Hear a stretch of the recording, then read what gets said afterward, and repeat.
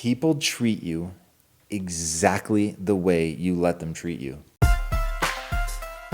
Hello, everybody, and welcome to another rousing, I said it, edition I need to get you 4 other words at least to rotate. Do we? I did it that time because I know that it winds you up that I always say that. But welcome Because to you never say that theory. word in your life, as a regular... Only if I was doing something like this, I would for sure, which is why I always go to it. So this was from Brad Span. I'd like to take the time to teach my wife all of this information I've been learning from you and the guests on Impact Theory, but she's a negative person and doesn't want to take the time to listen to me or the video. I tried to show her. My question is, how can I get her to change her philosophy in life to where she can let go and learn like I have in these past few months? Thanks. My goal is to create a business with her through the awesome talents she has acquired and mastered. You want to take this one? I have such a strong, aggressive opinion. Do your aggressive opinion. You sure? Yeah, go for it, and then I'll chime in. Run roughshod here. That setup in particular, which, by the way, thank you so much, because there's a lot of vulnerability in that. This is terrifying to me because of all the things life has taught me that you can't change somebody's opinion, certainly not on a short timeline, with reason, logic, none of it. So you would then have to go into, if I really had to make a change in you and you did not want to make that change, I would have to do the one thing in our relationship that I despise to my core, and that is to manipulate you, which I don't like. Steering you in a direction 100%, and there have been 1,000 times where I'm trying to get you to some endpoint, but I just tell you, hey, this is what I'm working towards. I really think it's interesting, important, whatever, but I get it. It doesn't feel right to you right now, but just full disclosure, that's where I'm at. And so I'm going to be doing things that are consistent with that belief. And we've had amazing outcomes as a result of that, and vice versa, right? Where you tell me the same thing. And so we have enough trust in each other that it's even though I don't see it, I don't feel it, I know 100% that they have my best interest, and so we invest in that.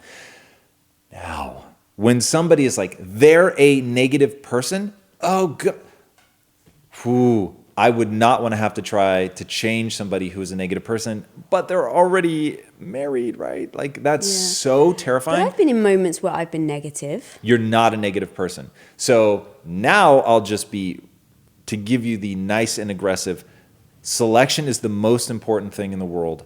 And I would have to sit you down. In fact, here's exactly what I do. If you were a negative person, I would sit you down and say, in no uncertain terms, that I would never say that something is dangerous in the relationship if it wasn't truly dangerous. I would never throw that around. I would never heighten the stakes just to get you where I want you.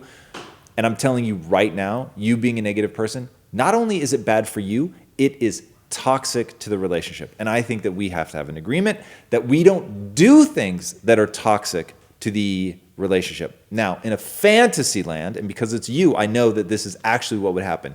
You would stop, you would take that very seriously.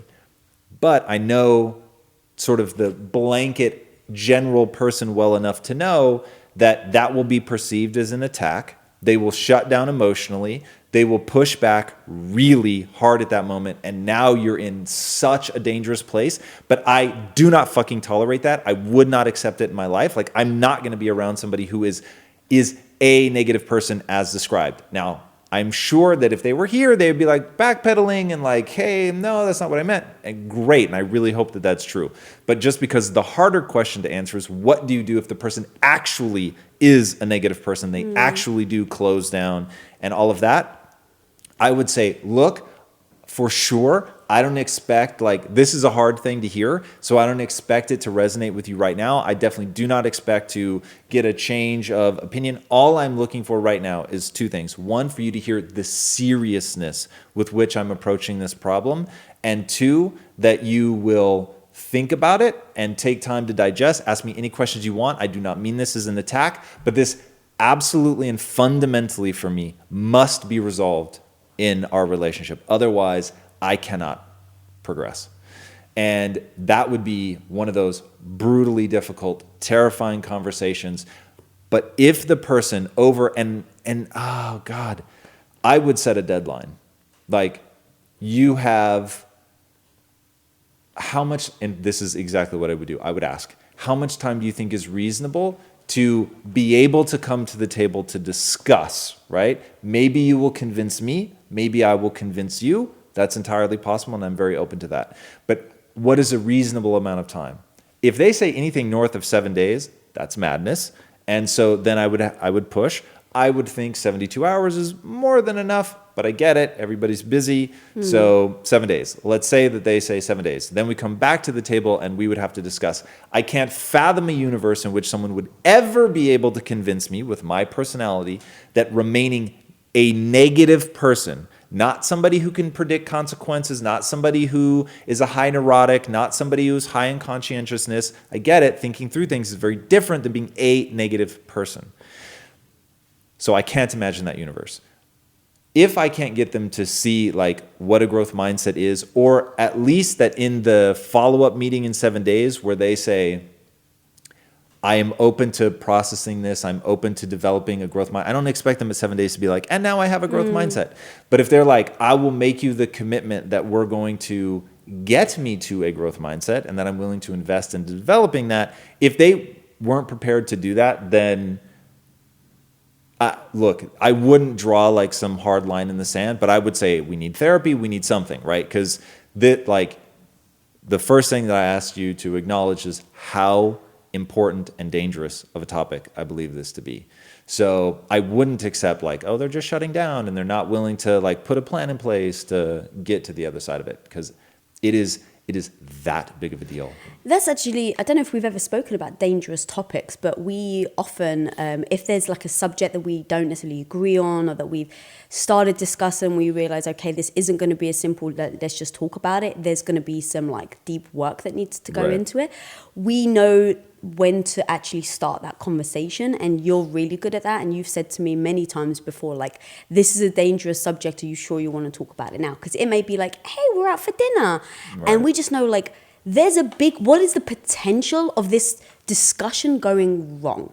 Or and when I just, say like, wrong, just tense, like be tense. heated. That's what I mean. Yeah, like what are the chances of you guys clashing on this subject? And so if you clash, most of the time that never ends up in like a fun, exciting discussion. It normally turns not negative. It normally just turns, brings a cloud over the, like, when you both really care and you vehemently disagree. Yeah. Those are the things that I'm looking for. Those are dangerous conversations where it's like, look, I feel really strongly, you feel really strongly. We feel strongly in opposite directions. There feels like there's elevated stakes. Yeah. So this is one of those where the only topic of conversation is going to be that, because it will take us hours and hours and hours, and maybe days and days and days, where you just need, like, you start and then you need to sleep on it. You go back, you need to sleep on it. So it's like, God, you really want to start this on a Friday night, like on a romantic dinner? That's a dangerous conversation. So we have learned through the School of Hard Knocks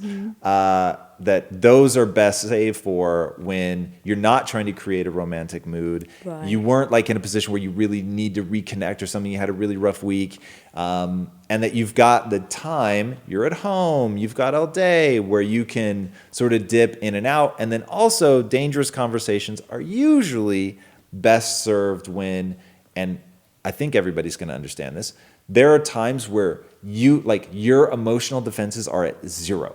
Like, you're just in a great fucking place. You're feeling super connected. You want the other person to win so badly you can't see straight. And then they present one of those controversial, dangerous topics. And for whatever reason, like in that moment, you can so see like where they're coming from, where they're trying to get. You have nothing but empathy. And it's just like and I'll speak for myself, I'm always looking for those moments.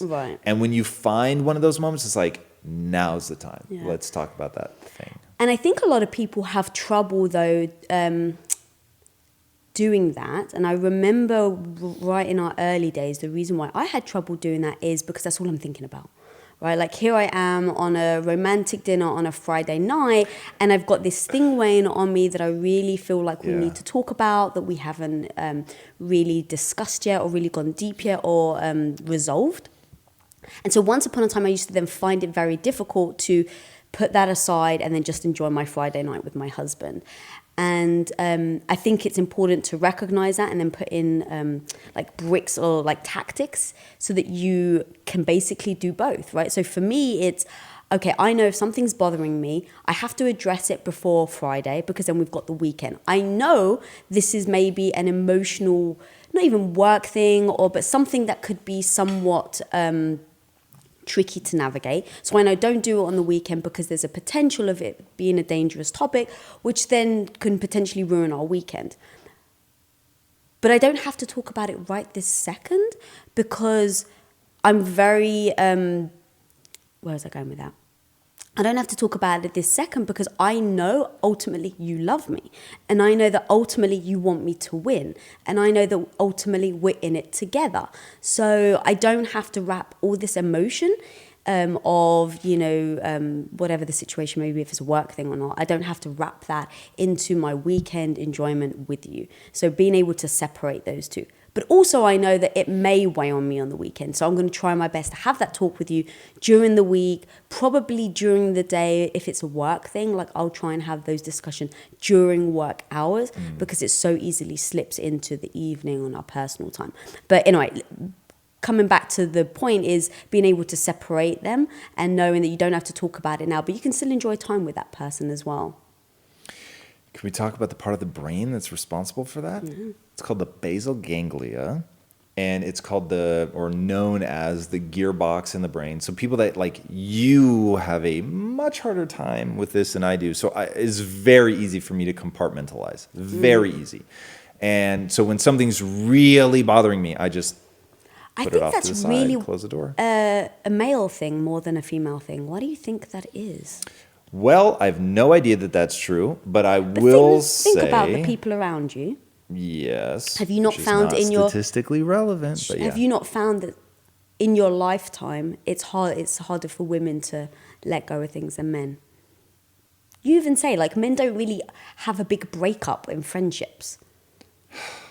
So now we're getting into an area where I don't feel qualified to speak. I will just give you anecdotal. Yes, anecdotally, that does seem to be the case, but I don't understand the brain science around the basal ganglia and women versus men. Like if we were talking about the deep limbic system, because I understand the way that that's tied to estrogen, and estrogen can inflame it, which causes you to paint things negatively, which getting into PMS and all that, like, okay, that I could talk articulately. This, just gut instinct, yes, but I don't know why. So I will say very definitively, in our relationship, I have a very easy time compartmentalizing. You have a much more difficult time compartmentalizing. But as you were saying, you've learned tactics and tricks and techniques that allow you to do that much more. I find it fascinating that there's actually a part of the brain that deals with that ability to shift gears or not shift gears. So anybody that struggles with this at home, basal ganglia, look it up. I do want to point out, though, please, that I do think that men and women are different generically in responding to things like that. I don't know about the part of the brain or anything, but just from behavior that I've seen, it's harder for women to let go of things than men. And in the past, before I really understood growth mindset and understanding the brain, it's structured differently between men and women. I just used to take it personally, right? Like, I can't believe he doesn't care about it. Or I can't believe he's not taking this seriously. Like, why can he brush it off? Is it not a big deal to him? But I think understanding that that's just not how men are wired necessarily, or the brain is wired, or that they just handle things differently. And instead of taking it as a personal insult that, like, I take this more seriously than he does because I want to talk about it right now, I think you've got to let go of that. Because I think that actually brings more animosity and anger within you about how they're reacting, which I don't think helps the situation. Totally hear you on that. And just for everybody watching at home, I do want to say when my wife says that men and women's brains are wired differently, she's also lumping into that neurochemistry, hormonal differences, and all of that. I can feel the hate mail rolling in already. But yes, But you read the female brain, you know that our brains are not structured the same. Yes, be careful with the word structure. What word should I use? We certainly have differences in the brain, whether that's neurochemical, like, and I only say that because, like, internet culture is very word specific. So That's how you protect me, baby. Yes. You know what I mean. I know what you know, mean and I precisely. yeah. So just want to make sure That's everybody very else does. kind.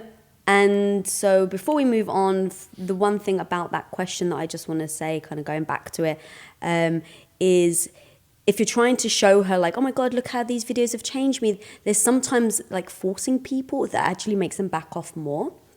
And so that tactic may not be great. Like, what if you were to show the person, like, this is why what I've learned is good for the both of us. And this is why I make a better boyfriend, I make a better husband because I'm watching this content. Do you want to know the truth? Here's the problem. If they have a growth mindset, they're going to perceive this as an attack because if they have a fixed mindset, somebody with a fixed mindset, when you say something is wrong, they don't believe they can fix it. So once it's wrong, it is wrong forever. And this is, that's why having a fixed mindset is like in and of itself the worst punishment ever. But it also makes developing a growth mindset one of the most difficult things ever. Because if you were to even hand them the book, Mindset by Carol Dweck, and say, hey, I think you'd get a lot out of this, they feel judgment in that. So it's like somehow they have to come across the ideology. The only way I know how to do anything with it is for people to look at the changes that I make, and anybody that's known me for long enough just sees me getting happier, more optimistic, more capable of executing because I have the optimism, because I have the willingness to work. I put so much energy and effort into transformation, gaining skills, like all of that, that then they're like, it's like when you start losing weight, eventually people go, what are you doing? Right? And so once they ask that question, it's like when you invite the vampire into your house. Like once you open the door, then they can come in. But most people with a fixed mindset, they always leave the door closed. They don't want to hear about it. They put up their walls. They push back. And that also is a miserable way to live for both of you. Like that's the other thing, by the way, for somebody with a fixed mindset, I am a torture device. So they're not going to have fun being around me either. So it's like, I'm not going to have fun feeling like I'm fucking dragging them everywhere and that they're constantly like raining on my parade.